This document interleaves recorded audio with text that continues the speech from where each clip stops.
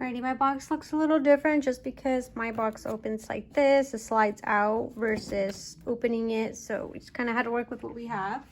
We're going to start off with our tube head and our metal housing. Our tube head is tightly sealed, heavy metal housing containing an x-ray tube that makes the dental x-rays. The metal housing surrounds the x-ray tube head and transforms, protects, and grounds voltage components, contains the x-ray tube, and produces x-rays. Our insulating oil is a yellow paint all on the inside. It surrounds the x-ray vacuum tube and transforms to prevent overheating. Our tube head seal is a saran wrap right over here. It permits x-rays to exit the tube head, seals in the oil, and filters x-ray beam. Our step-up transformers right over here, these red squares, step-up transformer and step-down transformer. Step-up increases voltage from the incoming 110 or 220 up to 100,000 volts. It's activated by exposure button and accelerates electrons from the cathode to tungsten target on anode. Our step-down transformer decreases voltage.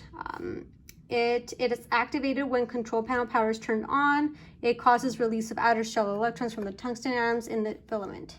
Our filament circuit, I didn't have any yarn, so I had to go to the dollar store to get this big old chunk. So this filament circuit provides power to the tungsten filament in the cathode. So the aluminum discs are right over here. Is the aluminum foil. It filters out non-penetrating longer wavelength x-rays. Our lead collimators behind it. It's that blue circle back there. It restricts the size of the x-ray beam. And our precisioning indicating device, our PID, right over here. It is a lead lined and aims and shapes x-ray beams. The x-ray beams exit tube head at the opening of the PID port. So out here, this is where they exit.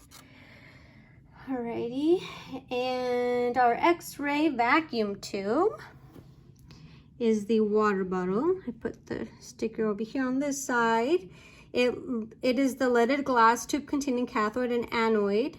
It is the heart of the x-ray generating system.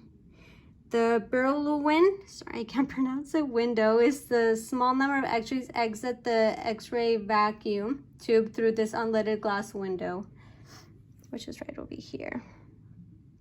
And this is where the beam of the x-ray photons enter, exit. The cathode is on this side, right over here.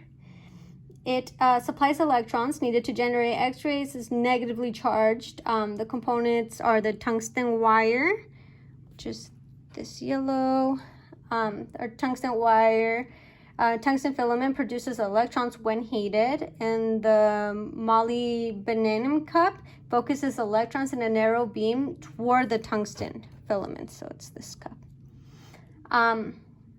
MA increases or decreases number of electrons passing through the tungsten filament, and the KVP increases or decreases speed or force of electrons sent from the cathode to the anode. And this is the electron cloud in here. Our anode converts electrons into X-ray photons, and it's positively charged.